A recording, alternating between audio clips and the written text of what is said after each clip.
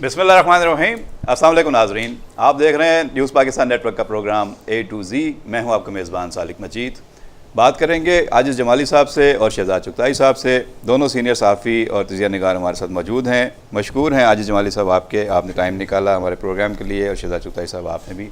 اور بات ہوگی JIT میں وزیر اعظم نواز شریف کی پیشی کے حوالے سے, جنہیں بلا لیا گیا ہے اور جمعرات کو وہ پیش ہوں گے. پہلے بحث ہو رہی تھی کہ وزیر اعظم کو بلایا جائے گا یا نہیں, وزیر اعظم پیش ہوں گے یا نہیں, وزیر اعظم کو پیش ہونا چاہیے یا نہیں. بہرحال فیصلہ ہوا ہے کہ ان کو بلایا جائے, اور وزیر اعظم نے بھی اپنا کنسنٹ دیا کہ وہ پیش ہوں گے.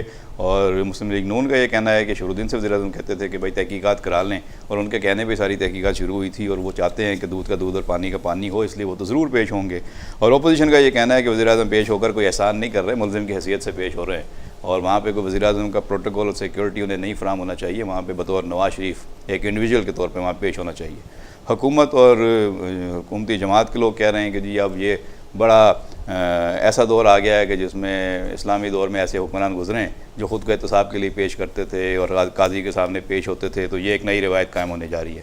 اپوزیشن کہہ رہی ہے کہ نہیں, اب تلاشی صحیح طریقے سے ہو رہی ہے, اور وزیر اعظم کی تلاشی کا وہ عمل جو کافی عرصے سے ڈیمانڈ کیا گیا تھا وہ اب آگے بڑھتا ہوا نظر آ رہا ہے. JIT زبردست پریشر میں, اور JIT نے سپریم کورٹ کو بتا بھی دیا ہے کہ ادارے تعاون نہیں کر رہے اور ریکارڈ میں گڑبڑ کی جا رہی ہے, ٹیمپرنگ کا خطرہ ہے, اس لیے تاخیر ہو سکتی ہے. 60 دن میں تحقیقات کرنا ممکن نہیں ہے. ایک تو یہ ایشو ہے جس پہ آج ہم بات کریں گے. اس کے ساتھ ساتھ Pakistan cricket team semi final میں پہنچ گئی ہے چیمپئنز ٹرافی میں. یہ وہ ایشو ہے جس پر بھارت سے ہارنے کے بعد ہم نے بہت بات کی تھی, اور سب چینلز پہ اور سب جگہ پہ یہی بحث ہو رہی تھی کہ پاکستان ٹیم نہیں ہاری بلکہ پاکستان کرکٹ بورڈ ہارا ہے, اور اس کے ذمہ دار شہریار خان اور نجم سیٹھی جیسے لوگ ہیں جنہوں نے ٹیم کو تباہ کر دیا ہے. تو اب اگر یہ جیت اور فتوحات حاصل ہو رہی ہیں تو یہ کس کے کھاتے میں کریڈٹ جائے گا؟ یہ صرف سرفراز اور ان کی ٹیم کے پاس جائے گا, یا اس میں بھی کرکٹ بورڈ کو کریڈٹ دیا جائے گا؟ اس پہ بات کریں گے. لیکن سینٹ میں ایک اہم بحث ہوئی ہے, گفتگو کا آغاز وہاں سے کریں گے, پھر JIT پہ جائیں گے.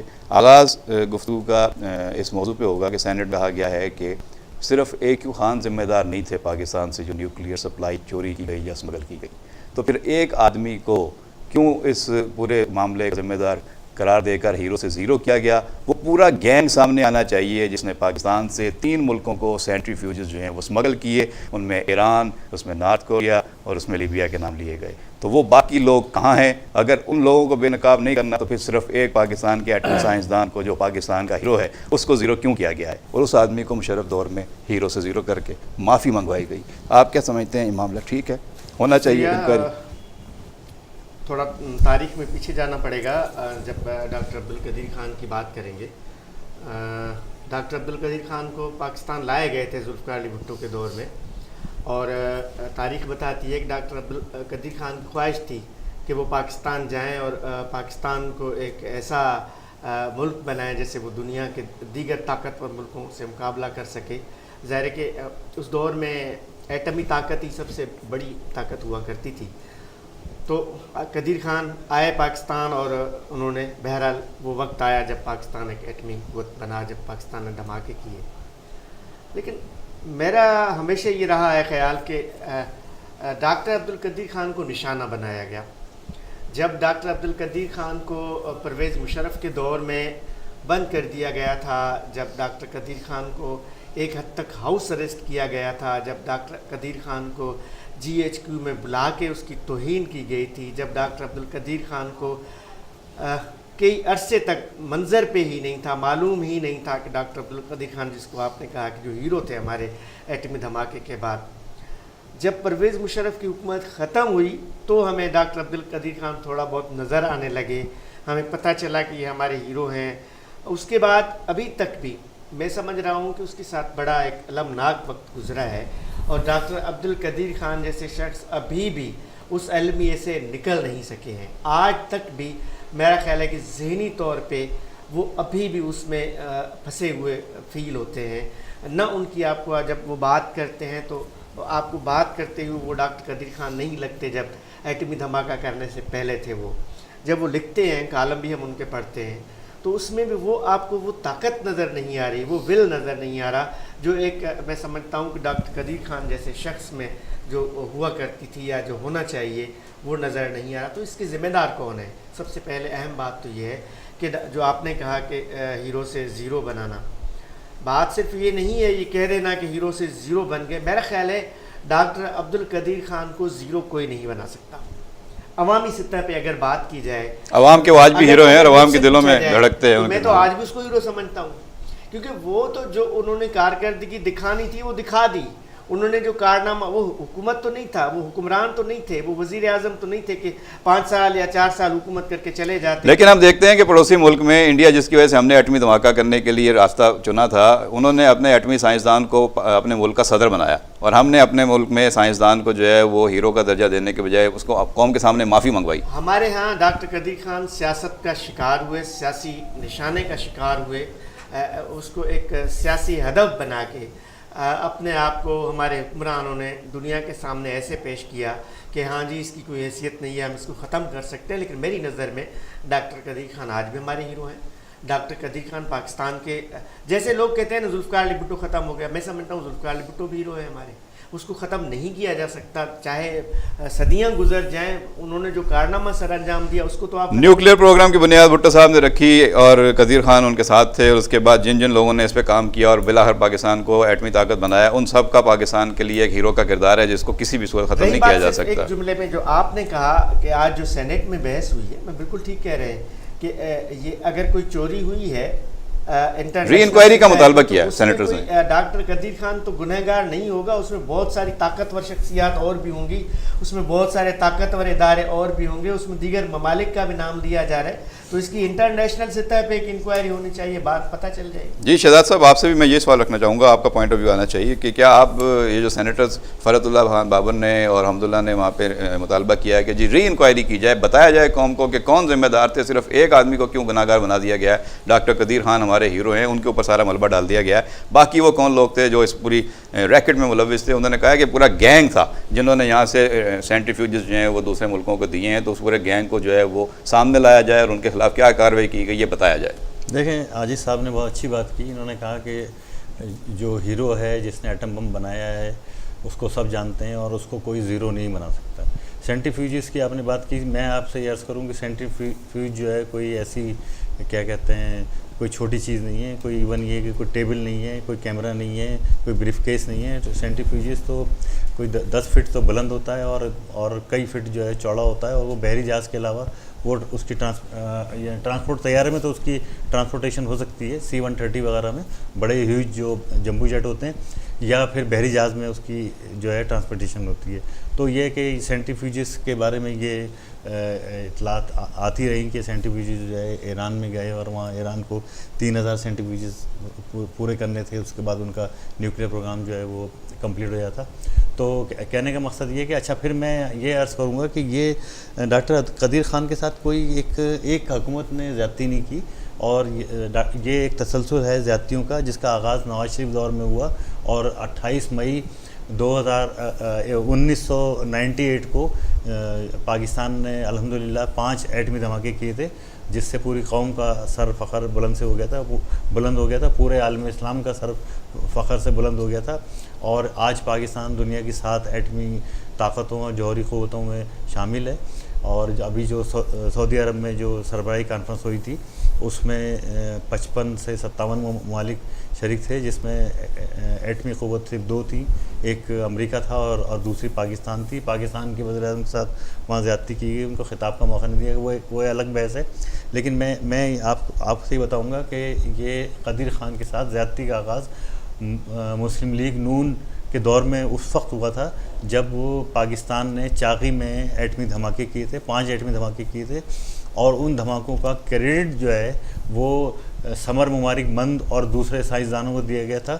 اور میں نے ایک تصویر دیکھی تھی، مجھے آج تک یاد ہے، ڈان اخبار بڑا اچھا اخبار ہے اور بڑا مشہور اخبار ہے، اور اس کی جو کچھ تصویریں اور کچھ خبریں ذہن میں نشق ہو جاتی ہیں، جیسے کہ روس ٹوٹا تھا تو اس نے سرخی لگائی تھی، تو ایسے ہی اس نے ایک 3 کالم بہت بڑی تصویر لگائی تھی کہ پاکستان کے ایٹمی سائنسدان سمر مبارک مند ایٹمی دھماکہ کر کے چاغی سے اسلام آباد پہنچ رہے ہیں۔ اسلام آباد جب سمر مبارک مند پہنچے تھے تو ان کا بہت شاندار استقبال کیا گیا تھا۔ ڈاکٹر قدیر خان کا اس دور میں اس دن کے بعد کوئی ذکر نہیں ہوا، اور اس کے بعد پھر ڈاکٹر قدیر خان جو ہے وہ جب منظر عام پہ آئے تو ایک ملزم اور ایک قیدی کے طور پہ منظر عام پہ آئے، ان کو ان کے گھر میں نظر بند کر دیا گیا، ان کو قید کر دیا گیا اور ان سے یہ سب 9/11 کے بعد ہوا. ان سے اقبالی بیان لیا گیا, اقبال جرم کرایا گیا, نہ کردہ گناہوں کی سزا جو ہے کیا کہتے ہیں ڈاکٹر قدیر خان کو دی گئی. اور یہ ہمارا نیشنل کریکٹر ہے, یہ ہمارا کلچر ہے کہ ہم جو ہے اپنے محسنوں کے ساتھ یہی سلوک کرتے ہیں.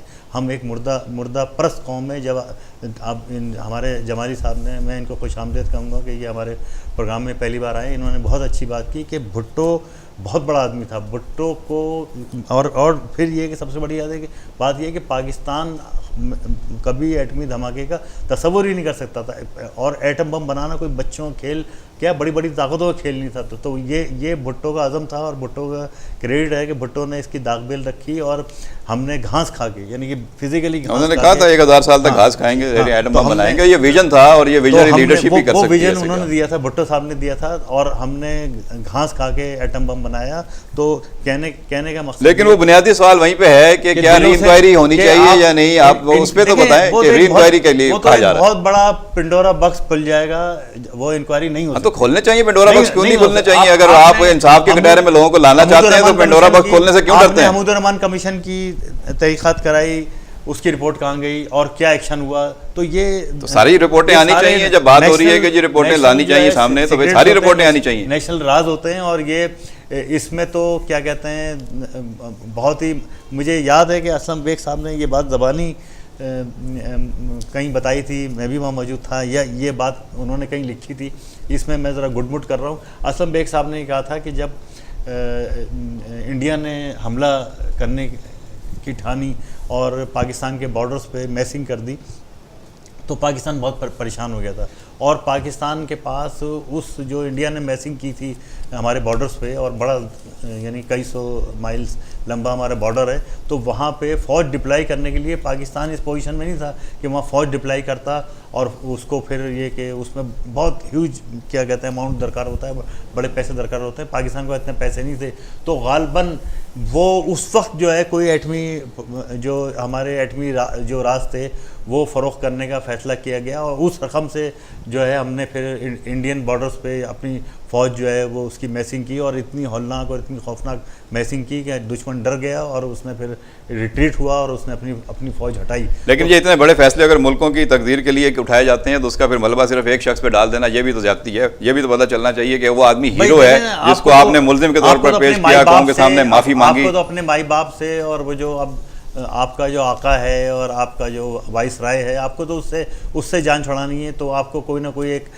قربانی کا بکرا اسکیپ گوٹ, کوئی نہیں جان کیا چھڑانی ہے. جب بل کلنٹن کے 6-7 دفعہ فون آئے تھے, اس وقت بھی جان چھڑانی ہوتی تو کہا جا سکتا تھا ٹھیک ہے ہم نہیں دھماکے کرتے, لیکن اس وقت بھی پاکستان کی ایک منتخب قیادت تھی, اس نے اسٹینڈ لیا اور کیا. اور اگر یہی آرمی تھی تو پھر بعد میں تو پھر قدیر خان کو کیوں پیش کر دیا ملزم کے طور پہ؟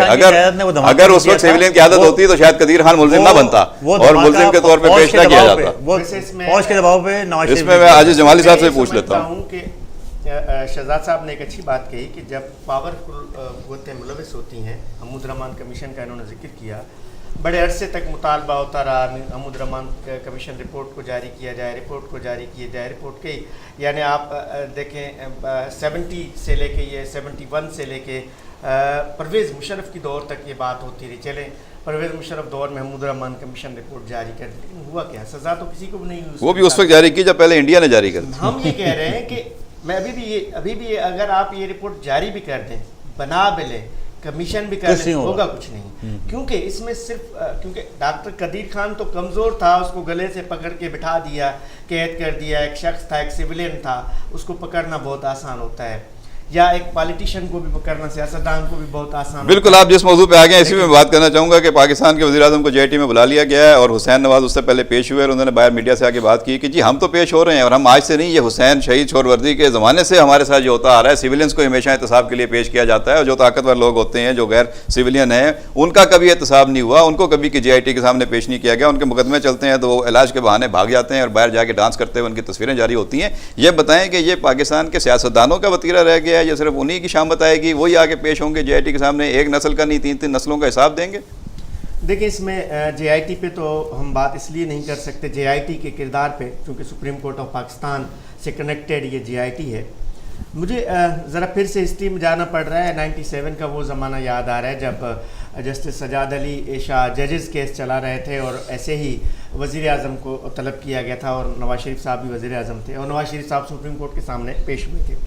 2 دفعہ پیش ہوئے. تو پھر بھی ایسے ہوا واہ واہ واہ واہ وزیر اعظم پیش ہوئے. ہم یہی سمجھ رہے تھے سیاسی ڈرامہ, ہم سمجھ رہے تھے واہ جی سب سے حکومت یہی کہہ رہی تھی کہ جی پہلی بار ہو رہا ہے کہ وزیر اعظم سپریم کورٹ میں پیش ہو رہا ہے. لیکن اس کے بعد ہوا کیا؟ سپریم کورٹ پہ حملہ کر دیا. سپریم کورٹ پر حملہ ہوا. یہ امپارٹنٹ بات نہیں ہے, اہم بات نہیں ہے کہ وزیر اعظم پیش ہو رہے ہیں. آج کے دور میں دنیا بھر میں وزیر اعظم پیش ہو رہے ہیں. ہمارے ملک میں ابھی ریسنٹلی 2 وزیر اعظم پیش ہوئے ہیں. سابقہ دور میں پاکستان پیپلز پارٹی یوسف رضا گیلانی بھی پیش ہوئے اور راجہ پرویز اشرف بھی پیش ہوئے. یہ بات اہم نہیں ہے. ابھی یہ بات اہم نہیں رہی کہ وزیر اعظم سپریم کورٹ میں جا رہے ہیں یا وزیر اعظم کے بیٹے JIT میں. ابھی اہم بات دوسری, ایک پرائم منسٹر کے تو بیٹے ہی مار دیے. ایک دوسری بات میں کہنے جا رہا ہوں, اس پہ بات کرنی چاہیے, JIT کو کرنی چاہیے اور سیاستدانوں کو اور آپ کو بھی, اسپیشلی جو ٹی وی چینلز کے جو ہوسٹ یا اینکرز ہوتے ہیں.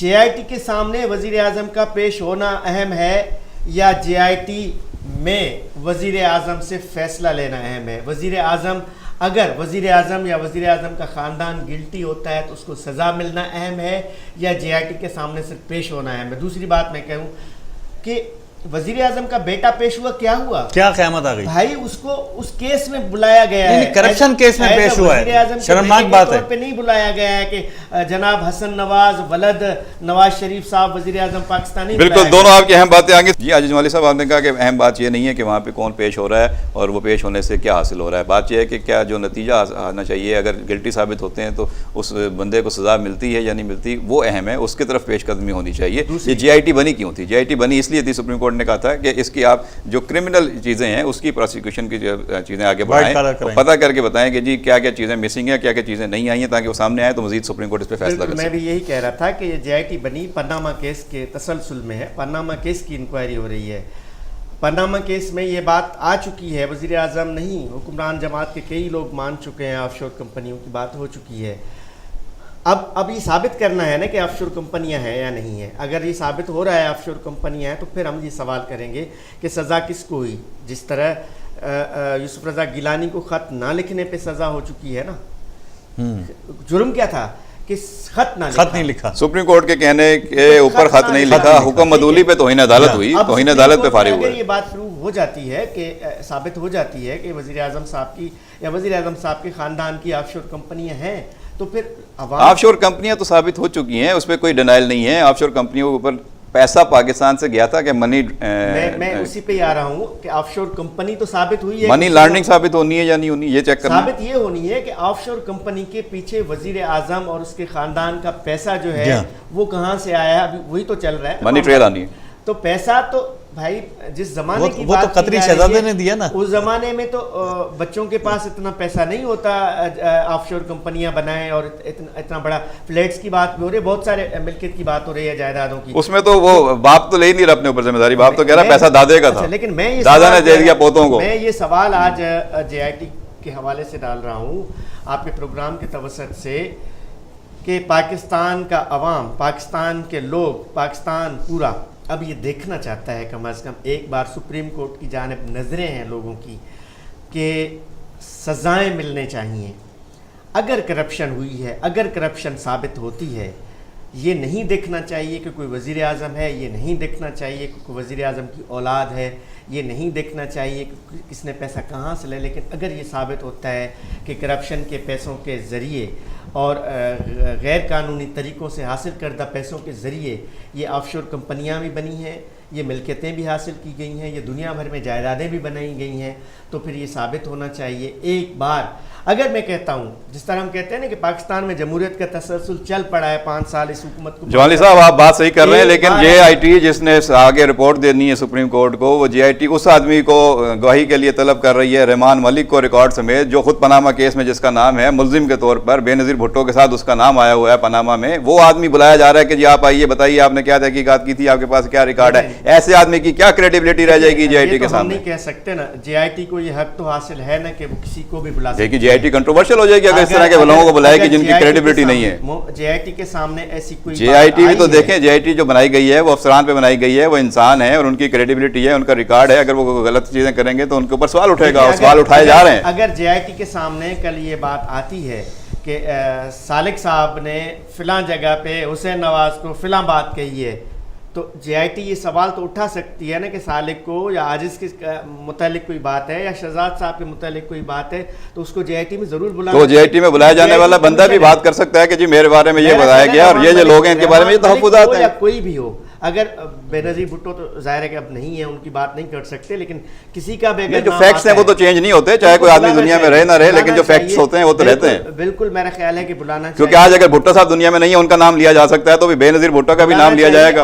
اور ایک اہم بات ہے کہ جے آئی ٹی کو جس طرح متنازع بنایا جا رہا ہے، میں نہیں چاہ رہا کہ رحمان ملک کی یا کسی کی وجہ سے متنازع ہو. جس طرح چھوٹی چھوٹی باتوں کو اٹھا کے حکومت کی طرف سے جس طرح جے آئی ٹی کو متنازع بنایا جا رہا ہے، تصویر نہیں، اب تو چھوٹی بات نہیں رہی. اب تو جے آئی ٹی نے خود رپورٹ دے دی کہ ایک آدمی نے وہاں پہ جس کی ذمہ داری تھی اس نے تصویر لیک کی ہے اور اس کے خلاف کارروائی ہوئی ہے. جو جے آئی ٹی اور جو سپریم کورٹ اس آدمی کا نام نہیں لے رہے، اس پہ سوال اٹھ رہا ہے کہ وہ کیسے انصاف دیں گے جو ایک افسر کا نام نہیں بتا رہے کہ کون آدمی ذمہ دار ہے. میں ایگزیکٹلی اسی پہ آ رہا تھا کہ سپریم کورٹ کی اب عوام اس طرف دیکھ رہا ہے، عوام یہ بھی تو انتظار کر رہے ہیں کہ بتایا جائے کہ وہ کون آدمی ہے. ہاں، سپریم کورٹ اس کو جے آئی ٹی نام نہیں لے رہی تو اس کا مطلب ہے کس کو چھپایا جا رہا ہے؟ ملزمان کو بالکل ظاہر کیا جائے، صرف تصویر نہیں. جے آئی ٹی کے تصویر کا تو کوئی ایشو نہیں ہے، جے آئی ٹی کے خلاف ایشو نہیں ہے تو نام بتانے میں کیا ایشو ہے؟ تو آپ نے جو نام بتا دینا چاہیے فوراً جے آئی ٹی کو، جی یہ افسر ہے جس کے خلاف کارروائی کی گئی ہے. ویڈیو آ گئی سہولت، اس میں بھی نام بتائیں کہ کس نے ویڈیو جاری کی ہے. اور عزیر بلوچ کی آ گئی اس پہ تو، اور وہ ایک تصویر آ گئی تو اس پہ قیامت ڈالی گئی. خفیہ ویڈیوز اور خفیہ تصویریں بنتی ہیں، اس سے کورٹ پروسیڈنگ سے کوئی تعلق نہیں ہے. یہ جو خفیہ تصویریں یا خفیہ ویڈیوز بنتی ہیں، یہ خود ایک سازش ہوتی ہے اس کیس کے خلاف. لیکن اب سپریم کورٹ کے ریمارکس آ گئے ہیں. سپریم کورٹ نے کہا کہ قانون شہادت میں ویڈیو بنانے پہ پابندی نہیں ہے، اس لیے اگر ویڈیو بنی ہے تو اس کو تو انہوں نے ایک طریقے سے جو ہے وہ لاجیکل قرار دے دیا. لیکن سپریم کورٹ کے سامنے ملزم بھی آ گیا ہے نا اب، لیکن ملزم کا ابھی تک نام نہیں آیا. ایگزیکٹلی نام تو سب حکومت بھی مانگ رہی ہے کہ جی نام بتائیں کہ کس آدمی نے لیک کی ہے، لیک کس نے کی ہے. نا یہ جے آئی ٹی نے نام دیا نا، تصویر کا ذمہ دار آدمی، اور یہ کہا گیا ہے کہ اسے اس کے ادارے میں واپس بھیج دیا گیا ہے. تو بھائی وہ کون سا ادارہ ہے، وہ کون سا آدمی ہے جو پاکستان کے عوام سے چھپایا جا رہا ہے؟ پاکستان کے عوام کو پتہ نہیں ہونا چاہیے. آپ ایک طرف تو کہہ رہے ہیں کہ وزیر اعظم کے سارے سوالات پوچھے بتایا جائے، اور آپ یہ بتانے کے لیے تیار نہیں ہے کہ ایک افسر آپ کے سامنے جو ہے وہ تصویر لیک کرتا ہے اور آپ اس کا نام لینے سے ڈر رہے ہیں. نام لینے سے آپ کو گھبراہٹ ہو رہی ہے، تو آپ کس حد تک آپ کریڈیبل ہیں؟ یہاں پھر وہی بات آئے گی کہ سزائیں صرف سویلینس کو ملتی ہیں. یہ تو میں نے شروع میں کہا تھا، نہیں سیویلینس کو بھی، اور پھر یہ کہ سلیکٹیو سیویلینس کو. اور وہ سلیکٹیو سیویلینس کون ہوتے ہیں کہ وہ ان کا تعلق جو ہے پیپل پارٹی سے یا سندھ سے یا چھوٹے صوبوں سے ہوتا ہے. اور یہ تو احسان نے صاف صاف کہا ہے کہ جو بھی کیا کہتے ہیں شریف خاندان کے خلاف فیصلہ جو ہے وہ آتا نہیں، اور ہمارے خلاف ہر فیصلہ آتا ہے. دوسری بات یہ کہ یہ جو مسلم لیگ نون جو کریڈٹ لے رہی ہے اور بغلیں بجا رہی ہے اور بہت شور شرابہ ہو رہا ہے اور بڑے فخر کا اظہار ہو رہا ہے کہ صاحب وزیر اعظم صاحب جو ہے وہ کورٹ جے آئی ٹی کے سامنے پیش ہو رہے ہیں، اپنے آپ کو احساب کے لیے پیش کر رہے ہیں، ٹھیک ہے.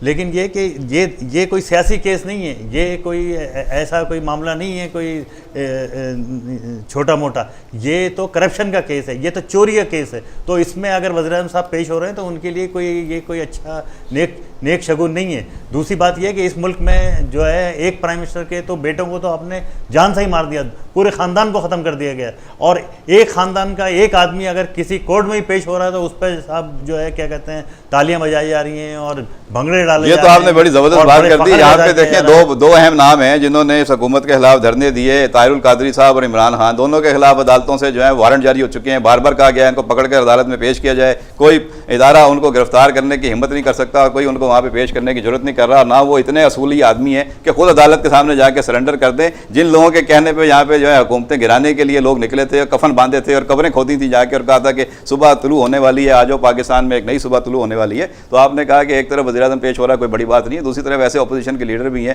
عمران خان جن کا نام ہے اور جس میں طاہر القادری ہیں، کہ ان کے وارنٹ جاری ہو چکے ہیں، وہ تو عدالت کے سامنے سرنڈر نہیں کر رہے. ان کے بھی نام دیکھیں، پاناما کیس میں ان کے بھی نام ہے، آف شور کمپنیاں عمران خان کی بھی ہیں، ایسٹس ان کے بھی سامنے آ گئے ہیں، وہ بھی سارے کیس چل رہے ہیں. وہ عدالت سے بھاگ رہے ہیں، گورنمنٹ کے لیے وزیر اعظم تو نہیں بھاگ رہے، عمران خان بھاگ رہے ہیں. یہ ہے کہ جو ایک لیڈر وہاں کا ہے، بڑے صوبے کا لیڈر ہے، वो उसका वारंट भी जारी हो गए, उसकी गिरफ्तारी के ऑर्डर भी जारी हो गए, कोर्ट ने भी नोटिस जारी कर दिए और वो आज़ादाना घूम रहे हैं, उनके खिलाफ कोई कार्रवाई नहीं तो लेकिन सिंध में यूसुफ रजा गिलानी भी बड़े सूबे से थे, वो भी वजीर आजम थे, बड़े सूबे के थे, उनको नाअहल करार दे दिया, बड़े सूबे के थे। राजा परवेज अशरफ बड़े सूबे के वजीर आजम थे, तो उनके साथ भी कार्रवाई हुई। आपने खुद बताया कि दोनों वजीर आजम के खिलाफ कार्रवाई पेश हुए। तो बड़े सूबे और छोटे सूबे वाला का फर्क तो खत्म हो चुका, ये तो लफाजी रह गई, पार्टी का फर्क, पार्टी की नहीं रह गई बात, बड़े सूबे छोटे सूबे की रह गई। ये तो पार्टी की बात है। तो यूसुफ रजा गिलानी ने तो सुप्रीम कोर्ट में खड़े होके, जो मैंने खुद सुना लाइव, उसने कहा था कि ये सुप्रीम कोर्ट नहीं है, ये शरीफ कोर्ट है। देखिए, एक बात इसमें अहम है, जो आप इमरान खान और ताहिर कादरी की बात कर रहे हैं, ऐसे तो पाकिस्तान में लातादाद मुकदमात रोज़ाना अदालतों में पेश होते हैं उन लोगों के बारे में जो बाहर बैठ के प्रेस कॉन्फ्रेंसेस कर रहे होते हैं, कोर्ट को बताया जाता है कि जी मफरूर है।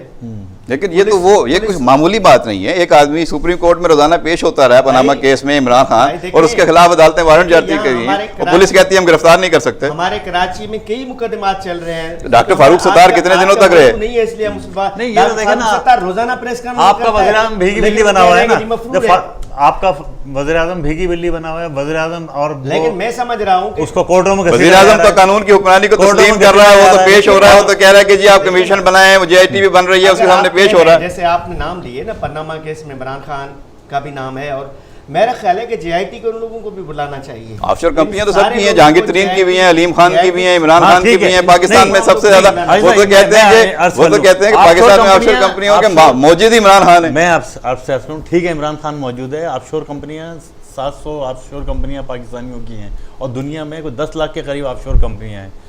तो ऑफशोर कंपनियां तो बनाना कोई जुर्म है या नहीं है, वो तो एक अलग बहस है, वो एक वाइट कॉलर क्राइम है या नहीं है। लेकिन असल मसला क्या है? असल मसला ये है कि जो अगर कोई आदमी पब्लिक ऑफिस में बैठ के ये काम कर रहा है, जो यानी ऑफशोर कंपनी बना रहा है, बेईमानी कर रहा है, या उस पर इल्ज़ाम आ रहा है, ठीक है बेईमानी नहीं कर रहा, उस पर मनी लॉन्ड्रिंग का इल्ज़ाम आ रहा है, उस पर चोरी का इल्ज़ाम आ रहा है, उससे ही पूछा जा रहा है कि पैसे कहाँ से आ रहे हैं, वो जुर्म है।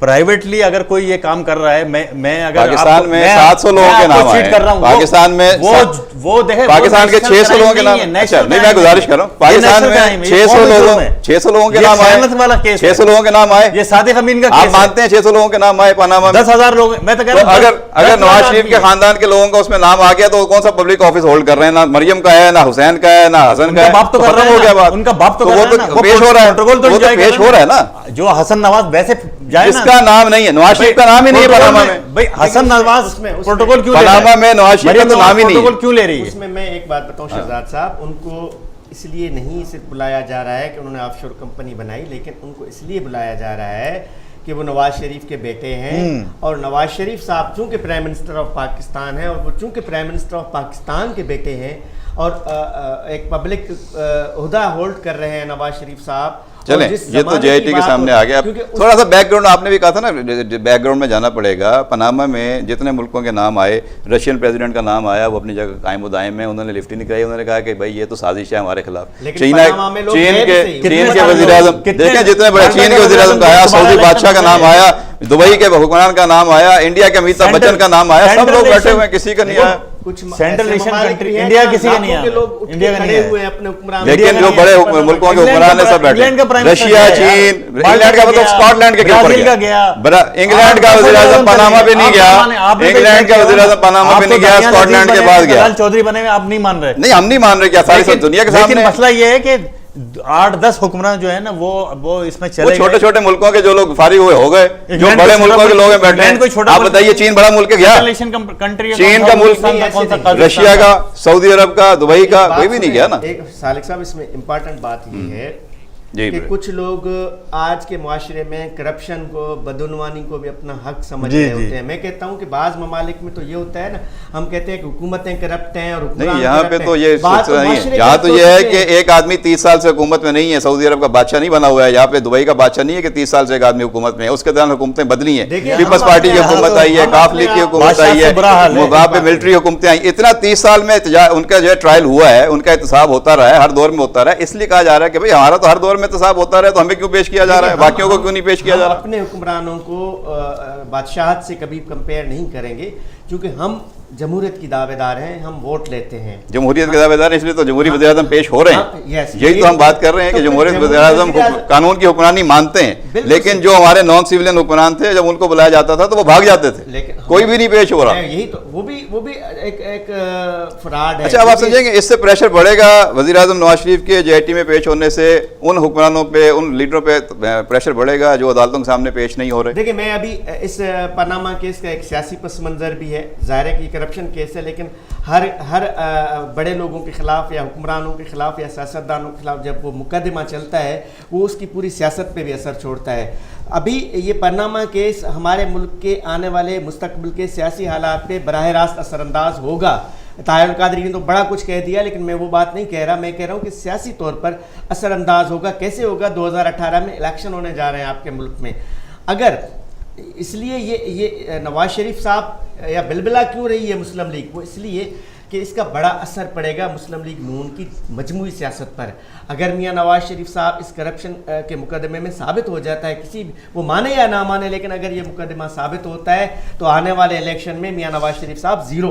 और अगर नहीं होता तो भी, अगर नहीं होता है दोनों सूरतों में सियासत पे इसका असर आएगा। पाकिस्तान सेमीफाइनल में पहुंच गया है। वो शानदार मैचेस हुए हैं पाकिस्तान के, साउथ अफ्रीका और श्रीलंका के खिलाफ 2 फतूहात लेकर पाकिस्तान सेमीफाइनल में पहुंचा है। किसी के वहम गुमान में नहीं था कि वो टीम जो इंडिया से शर्मनाक तरीके से हार गई थी वो सेमीफाइनल तक क्वालिफाई कर लेगी। और अभी कुछ पता नहीं कि सेमीफाइनल में अंग्रेज़ों की वो टीम जो अभी तक नाकाबिल शिकस्त है, उसे पाकिस्तान के हाथों हो सकता है धूल चाटनी पड़े और उसके बाद पाकिस्तान फाइनल में पहुँचे तो क्या सूरत हाल हो। लेकिन जो लोग इंडिया की शिकस्त की जिम्मेदारी शहरयार खान और नजम सेठी पर डाल रहे थे, आज वो सब लोग जो हैं भीगी बिल्ली बने हुए हैं, चुप हैं, खामोश हैं। ट्विटर पर कोई उनका पैगाम नहीं आ रहा, कोई नाम नहीं ले रहा कि जी पाकिस्तान जीत गया तो नजम सेठी और शहरयार खान का इसमें कोई कसूर है या इसमें उनका कोई अमल दखल है। अब सबको याद आ गया कि जी टीम बहुत अच्छी है। वही टीम जो नजम सेठी और शहरयार खान ने बना के भेजी थी, जिसको कह रहे थे कि इन्होंने ख़राब कर दिया, सत्यानाश कर दिया पाकिस्तान की क्रिकेट का, और अब ये इनको फौरी तौर पर हटा देना चाहिए, निकाल देना चाहिए। अब वो बिल्कुल खामोश हैं। तो इस पर बात करते हैं। शहजाद चुगताई साहब से पहले पूछता हूँ, शहजाद साहब क्या लगता है आपको पाकिस्तान टीम जीती है तो जिसमें नजम सेठी और शहरयार खान जो हैं इनका भी कोई किरदार है या इनको हटा देना चाहिए? देखें, उनका तो कोई किरदार नहीं। मैं थोड़ा सा ये बता दूं कि नजम सेठी साहब अब एक जो चैनल पे तबसरा करते थे और वो जो उनको यानी कि उनकी गैरत कहीं से हो गई थी कि वो तज्जिया निगार बने हुए थे। हालांकि ये कि वो नवाज शरीफ हुकूमत के नौकर हैं और सरकारी मुलाजिम हैं, PCB के वो एग्जीक्यूटिव कमेटी के चेयरमैन हैं। तो वो यानी कि एक आदमी जो हुकूमत का नौकर है वो कैसे गैर जानिदार तबसरा कर सकता है? वो तो नवाज शरीफ के हक़ में तबसरा करते थे। बहरहाल ये कि अब वो उस चैनल से फारिग हो गए और अब जो उनका नया किरदार उनका ये है कि वो अब अब्बा जी का किरदार अदा कर रहे हैं और नवाज शरीफ को टीवी के जो नाजरीन हैं उनको अच्छी तरह पता है कि औरिया मकबूल जान जो है वो सरकारी अफसर हैं और तवील अरसे से गैर जानबदार मुबस्सिर बने हुए हैं। तो वो ठीक है, उनकी गैरत सही है, उनकी गैरत नहीं सोई हुई। नजम सेठी की गैरत सो गई थी। वो अपने आप को गैर जानिबदार तज्जिया निगार नहीं कहते। वो क्या जानिबदार हैं? वो जानिबदार तज्जिया निगार हैं और ज़्यादातर तज्जिया निगार आपके यहाँ जानिबदार ही हैं। तो मतलब ये नजम सेठी अपने आप को गैर जानिबदार कहते थे। पहली बात ये। दूसरी बात ये कि जो हमारे प्राइम मिनिस्टर साहब को आजकल मशवरे सेठी साहब ही दे रहे हैं और बाहर से भी उनको क्लियरेंस मिल गई कि वो उसमें JIT में पेश हो जाएं और डट जाएं और हम पीछे बैठे हुए हैं। शायद पड़ोसी मुल्कों ने क्लियरेंस दे दी उनको। चले हम अब क्रिकेट पे बात करते हैं। क्रिकेट की तो बात बताएं हमें, जो मैच जीते हैं तो क्रिकेट पे बात करते हैं। आपने ये कहा कि ये नजम सेठी, आपने ये जो कामयाबी है तो आपने बहुत ज्यादती की। इस कामयाबी को आपने नजम सेठी, मैंने ज्यादती नहीं की, तो मैं तो उन लोगों को याद दिला रहा हूं जिन्होंने भारत के खिलाफ शिकस्त की जिम्मेदारी नजम सेठी पे डाल दी थी। नजम सेठी थोड़ी ग्राउंड में खेल रहा था जाके। ये कामयाबी जो है आपकी टीम की कामयाबी है, ये कामयाबी नजम सेठी की कामयाबी नहीं है। और ये नजम सेठी और शहरयार और मिक्की आर्थर तीनों ने ये फैसला किया और उसके वो आपस में मुशावरत की और उन्होंने सरफराज को फ्री हैंड दिया और ये कामयाबी आपको मिली है सरफराज को फ्री हैंड देने की, सरफराज को आज़ादाना फील्ड के अंदर फैसले करने की। उससे पहले सारे फैसले हेड कोच मिक्की आर्थर करते थे कि पाकिस्तान को बैटिंग करनी है या पाकिस्तान को बॉलिंग करनी है या ये कि पाकिस्तान को क्या कहते हैं फील्ड एग्रेसिव फील्ड लेनी है या फील्ड फैलानी है या किस बॉलर को पहले बॉलिंग करानी है। शादाब को इन्होंने खिलाया इंडिया के ख़िलाफ़, इन्होंने वहाब रियाज को इंडिया के ख़िलाफ़ खिलाया और पाकिस्तान का बेड़ा गर्क किया। हालांकि वो लड़का फ़हीम अशरफ, उसने कहा था कि अगर इंडिया के ख़िलाफ़ मुझे मौका दिया تو میں جو ہے کیا کہتے ہیں پرفارم کروں گا. اور میں سمجھتا ہوں کہ انڈیا کے ہاتھوں جو پاکستان کی ذلت ہوئی, جو رسوائی ہوئی, اور جو قوم ڈیمورلائز ہوئی اور لوگ رات بھر روتے رہے انڈیا سے ہارنے کے بعد, اور انہوں نے, میں نے خود دیکھا چینلوں پہ کہ انہوں نے ٹی وی سیٹ توڑ دیے اور وہ روتے رہے, پریشان ہوتے رہے, تو اس کے ذمہ دار بھی نجم سیٹھی اور شہریار خان تھے. اور یہ جو کامیابی آپ نے حاصل کی ہے یہ پاکستان کرکٹ کے لیے بہت اچھا نیک شگون ہے. اور یہ اس بات کی, یعنی آپ نے کہا کہ انگلینڈ سے ہم پتہ نہیں جیتے نہ جیتے, ٹھیک ہے آپ کا تجزیہ بالکل صحیح ہے, انگلینڈ سے جیتنا اتنا آسان نہیں ہے, اور انگلینڈ میں ہرانا بہت مشکل ہے. لیکن یہ کہ پاکستان کی ٹیم میں اب نئی اسپرٹ آئی ہے, اور یہ لڑکا فخر الزمان بہت اچھا آ گیا ہے, نئے لڑکوں نے آگے جان ماری. جنید خان کو آپ نے نہیں لیا تھا, جنید خان کو آپ نے لیا. پھر یہ کہ حسن علی بہت اچھا بالر ہے. حسن علی کا صرف ایک پرابلم تھوڑا سا یہ ہے کہ اس کا قد چھوٹا ہے, اگر اس کا تھوڑا قد بڑا ہوتا تو وہ بہت بڑا بالر. نہیں, اس قد پہ بھی وہ قیامت ہے, شاندار بالنگ کر رہا ہے. تو حسن علی, آپ نے جنید خان کو اگر پہلے میچ میں آپ لے لیتے, اور یہ فہیم اشرف کو پہلے میچ میں لے لیتے, اور وہاب ریاض کو نکال دیتے, شاداب کو نکال دیتے, تو آپ انڈیا کے خلاف بھی اچھا. چلیں اس پہ میں عاجز جمالی صاحب کا انپوٹ لے لیتا ہوں. آئی صاحب آپ کیا سمجھتے ہیں پاکستان ٹیم اتنا اچھا کم بیک کیا ہے پاکستان؟ کل کا میچ ہے, پاکستان واپس یعنی لوٹا ہے. ہم سمجھ رہے تھے جو لوگوں کا ایکسپیکٹیشن تھا, یا میچ کی جو ایون پاکستان کے بیٹنگ کی شروعات تھی اس میں بھی ہمیں ایسے لگ رہا تھا کہ بڑا مشکل ہوگا جیتنا. 5ویں وکٹ تک جو صورتحال تھی, آپ کو اگر میچ دیکھا سب نے, تو ہمیں نہیں لگ رہا تھا کہ ہم میچ جیت پائیں گے. 6 وکٹ میں میں کہہ رہا ہوں کہ عامر نے بہت عمدہ بیٹنگ, عامر کو جاتا ہے, عامر کو پورا کریڈٹ جاتا ہے. اور پھر سرفراز نے جس طرح کھیلا ہے, عامر اور سرفراز نے دونوں نے مل کے جس طرح میچ کو بچایا, اور بچانے کے بعد پھر جیتنے کی کنڈیشن تک لے گئے. تو میرا خیال ہے کہ ویسے ظاہر ہے کہ اچھا, یہ تو کھلاڑیوں کی آپ نے بات بتا دی. ظاہر ہے قوم نے دیکھا جب کھلاڑی پرفارم کرتے ہیں تو ٹیم جیتتی ہے, کھلاڑی پرفارم نہیں کرتے تو ٹیم ہار جاتی ہے. ہم بہت زیادہ جذباتی نہیں ہو جاتے بحیثیت قوم. جب ٹیم ہارتی ہے تو ہم کہتے ہیں کہ جی سب کو فارغ کر دو, کھلاڑیوں کو بھی نکال دو, بورڈ کو بھی ہٹا دو.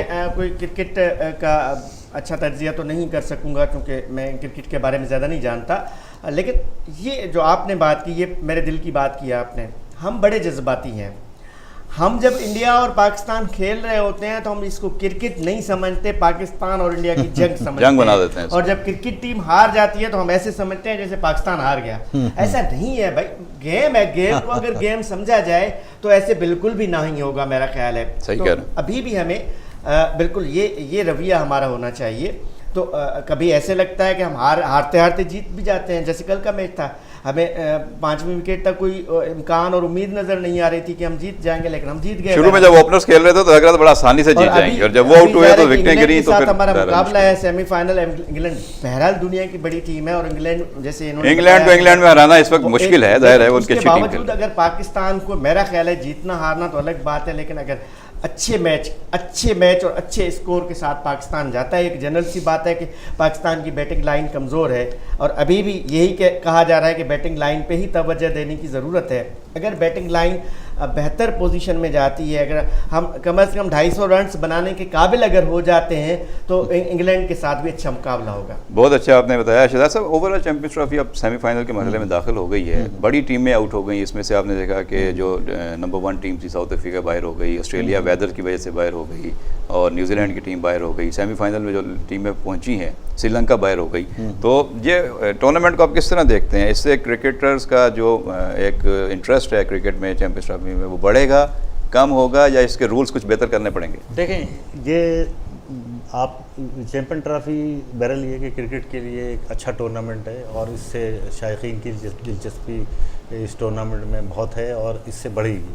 وہ جو آپ نے بات کی کہ جو بڑے بڑے بت تھے وہ پاش ہو گئے, جنوبی افریقہ, آسٹریلیا, نیوزی لینڈ, یہ مطلب نیوزی لینڈ کا شمار بھی میں بڑی ٹیموں میں بڑی ٹیم ہے. اچھا, پھر سری لنکا بھی ایک بڑی ٹیم ہے, اور وہ T20 کا ورلڈ کپ بھی جیت چکی ہے, اور جو ون ڈے کا ورلڈ کپ بھی جیت چکی ہے, اور رینکنگ میں بھی اوپر ہے. اچھا, اب جو ہماری جو ٹیم تھی, ہم تو یہ انڈر ڈاگس تھے, بنگلہ دیش, پاکستان. میں کہتا ہوں کہ بنگلہ دیش بھی پاکستان سے اوپر تھا. بنگلہ دیش کو کوالیفائی کرنے کا کوئی ایشو نہیں تھا. ہمارے لیے تو سب سے بڑی بات یہ تھی کہ ہم تو چیمپئن ٹرافی سے ہی باہر تھے, اور ہمارے جو تھے وہ بالکل لالے پڑے ہوئے تھے, اور ہم آخری وقت میں سمجھ لیں کہ ڈارک ہارس ہم ثابت ہوئے. چیمپئن ٹرافی کی کوالیفیکیشن کے لیے کہ ہم آخری لمحوں میں جو ہے اس میں چیمپئن ٹرافی کے لیے کوالیفائی کر گئے, 8 ٹیموں میں شامل ہو گئے. 8ویں نمبر پہ ہم, اچھا ہماری رینکنگ میں بھی ہم 8ویں نمبر پہ ہیں اور چیمپئن ٹرافی بھی 8ویں ٹیم تھی. تو اس لحاظ سے جو یعنی کہ جو بڑے بڑے کپتان تھے ہمارے اور جن کی بڑی واہ واہ ہوتی ہے کہ وہ انہوں نے یہ کر دیا اور وہ کر دیا, ان کے مقابلے میں آپ یہ دیکھیں کہ جو 2015 کا جو ون ڈے کا ورلڈ کپ تھا اس میں آپ کیا کہتے ہیں سیمی فائنل تک کوالیفائی نہیں کر سکے.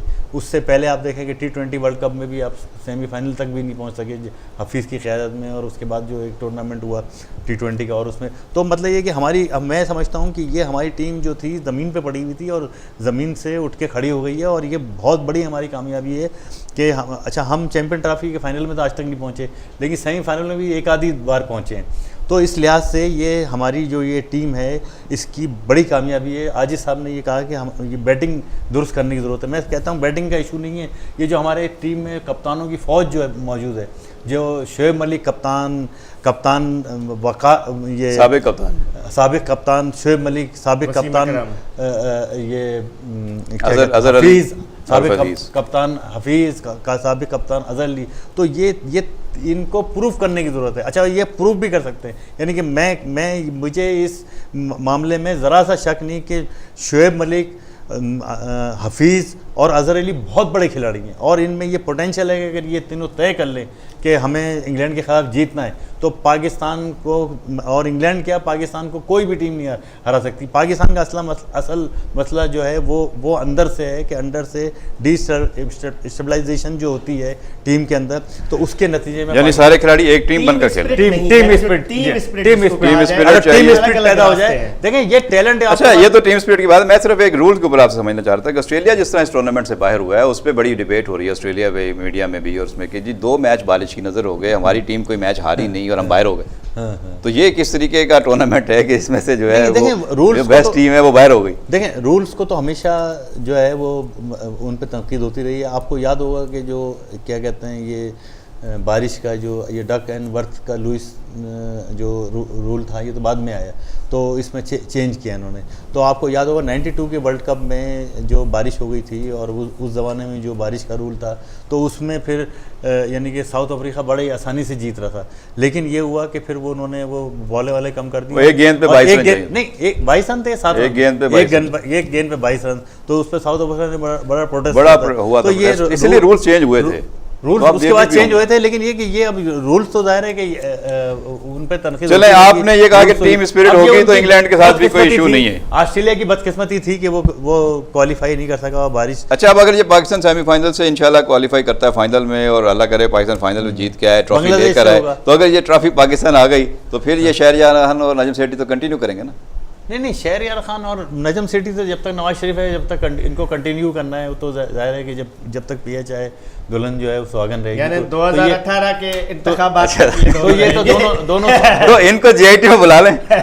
نہیں ان کو جے آئی ٹی میں دیکھیں نا, اب انہوں نے یہ مہربانی کی ہے کہ سرفراز کو فری ہینڈ دے دیا ہے. کل سرفراز جو ہے وہ فری ہینڈ ملنے کے بعد ضروری ہے کیپٹن کو جب تک آپ امپاور نہیں کریں گے فیصلہ نہیں کرے گا. پہلے میچ میں یہی کپتان تھا انڈیا کے خلاف, اور اس نے جو غلطیاں کی اس سب نے اس پہ کرٹیسائز کیا کہ حماد کو آپ نے کیوں آپ نے اٹیکنگ بالنگ دے دی, حفیظ کو کیوں آپ نے بالنگ نہیں کرائی, اس طرح کے بہت سارے فیصلے تھے, اور آپ نے جو ہے وہ جنید کو کیوں نہیں کھلایا, اور تو بیٹا بنا ہوا ہے نا یہ چیزیں. تو اب جو چیزیں بہتری کی طرف جا رہی ہیں اللہ کرے پوری قوم کی دعائیں ساتھ ہیں. رمضان کے مہینے میں ویسے بھی پاکستان میں ظاہر ہے کہ لوگ سمجھتے ہیں کہ بڑی برکت ہوتی ہے, ٹیم کے ساتھ ہوتی ہے رحمتیں, اور اللہ تعالیٰ انشاءاللہ اس میں آسانی کرے گا. پاکستان نے ورلڈ کپ بھی رمضان کے مہینے میں جیتا تھا, چیمپئنز ٹرافی جیتنے کا بھی ایک موقع ملا ہے. ورلڈ کپ میں بھی پاکستان ٹیم ایسے لڑکھڑاتے فائنل تک پہنچی تھی, اور اس میں بھی سیمی فائنل تک پہنچ گئی. اللہ کرے آنے والے دنوں میں پاکستانیوں کو مزید خوشخبریاں ملیں, پاکستان کرکٹ ٹیم یہ کپ جیت کر پاکستان واپس آئے, اور اس پہ ہم مزید پروگرام کریں. آئندہ پروگرام تک اپنے میزبان صالح مجید کو پروگرام A to Z کی پوری ٹیم کے ساتھ اجازت دیجیے. اللہ نگہبان.